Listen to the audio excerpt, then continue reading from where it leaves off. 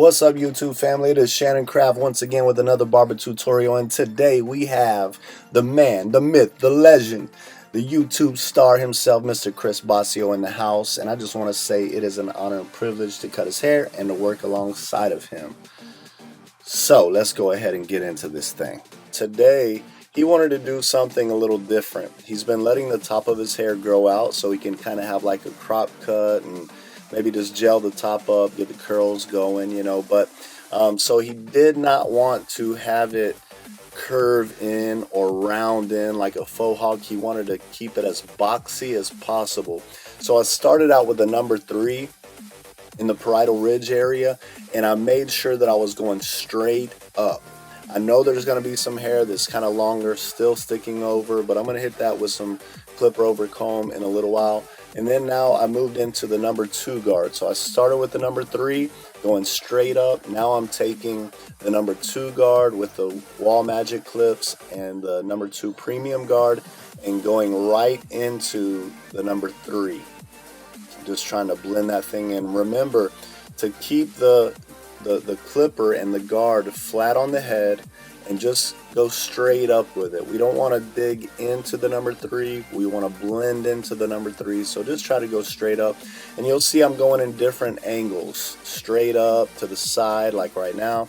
It's because whenever you deal with curly hair, or really any type of hair, they like to go in different directions. So you always want to go against the grain to try to get that nice clean cut, unless you're wanting to go with the grain.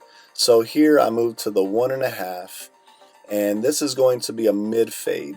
So I'm trying to compress all of my steps in the process so that I can get a nice clean blend, but also go from really short, to pretty long, really quick. So anyways, what we're doing once again is with a 1.5 premium guard, going right into the 2, hitting it from different angles, but still going up into that number 2, not digging in but kind of flicking out.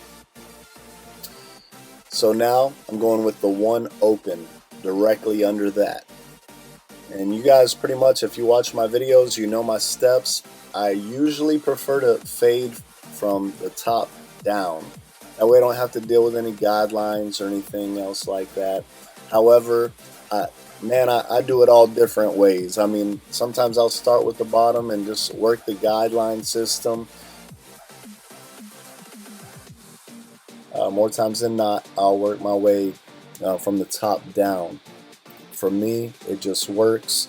There again, I'm not really trying to dig into any of the long hair that's coming off the top, because I'll hit that with clipper over comb later, maybe even a shear over comb.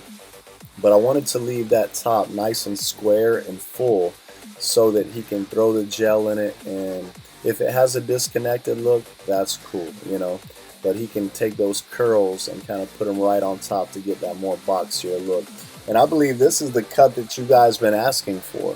On Bossio's live Instagram live chat, people were saying, man, what kind of cut is that? And what's the style name? I really can't give you a style name. He just said that he wants to keep it full and boxy up top, so I did my best to give him what he wanted. He seemed to be pretty happy with it, but you'll see more at the end of the video. So once again, I have the 1 on my clipper, and I had it open. Now I have it closed. So I moved from a 3 to a 2 to a 1.5, a 1 open, and now a 1 closed, and I'm just blending right up into that. There again, I'm not going trying to keep it real low, because it's going to be a mid fade. We want to end the fade at the top of the C cup area. So now I went to the premium half guard right underneath the 1 closed, and I'm just flicking into that, trying to knock out any little dark spots that I see or any lines. Also remember, you don't have to always use the full blade.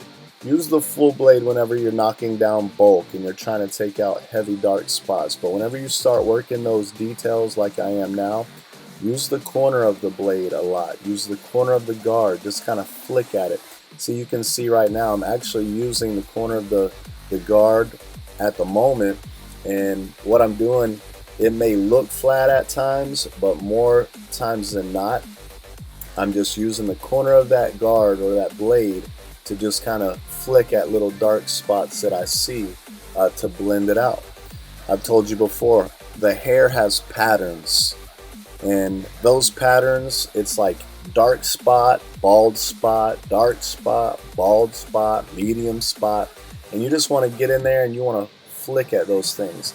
Now in Bossio's situation, you'll see that he does have some pretty significant dips right in the area that I'm working towards in the back of his head, and in those areas what we can do is, if you run, say, the half that we were using on the side and it's looking really smooth, and then you hit that dark spot with the half and it still looks dark and you can't figure out why, it's because it's creating a shadow there. So we want to take that half off and then get in that dip with a shorter guard or blade, or come back later and do some shear over comb work in that area just to lighten it up, and it's just aesthetically pleasing. It looks good. The hair may be a little shorter, but when you're looking at it, it looks like it blends nice. So I now took the guard off and I have an open blade.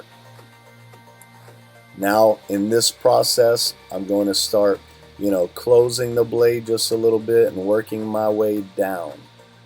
When I say working my way down, I mean dropping down lower on the fade, lower on the head, and just hitting those angles and using the corner of the blade like I am right now just to tap out the line. There again, if you use the full blade and you kind of dig at it, you're going to create lines, but if you'll use just the corner of the blade and hit different angles and just kind of tap at that line, I'm telling you, you'll erase that line. So far it looks like this fade's coming together. You can see Bossio, he keeps looking up at the mirror and checking it out, making sure things are working together. See, this is my first time cutting his hair, and I just want you to know I ain't scared. I ain't scared. Come on. He may be YouTube famous and have almost 200,000 subscribers on YouTube, but that's okay. We don't have to be scared when someone sits in our chair, because the cut that we do doesn't validate us. Them sitting in the chair is what validates us. It's them choosing to sit in our chair is what says, I have confidence in the fact that you're going to do a good cut. So don't be afraid of people and their success or things like that. When they choose to sit in your chair, they're already validating the fact that you're a good barber, and I believe in you.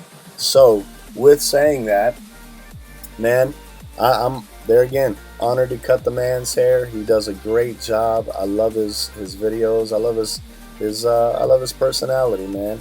To be honest with you, and this is gonna probably crack him up, but when I first saw him on Instagram and even working at Headlines, we didn't work together, just hearing certain things about him, I don't know, I just didn't like him. I thought he was kind of cocky, but now that he moved over to our shop and I've got to see past the Instagram Chris and the YouTube Chris, which really seems pretty humble on there, but just to know that he's just a serious guy, and he does like to have fun, but he comes off more serious, and sometimes that can come off cocky.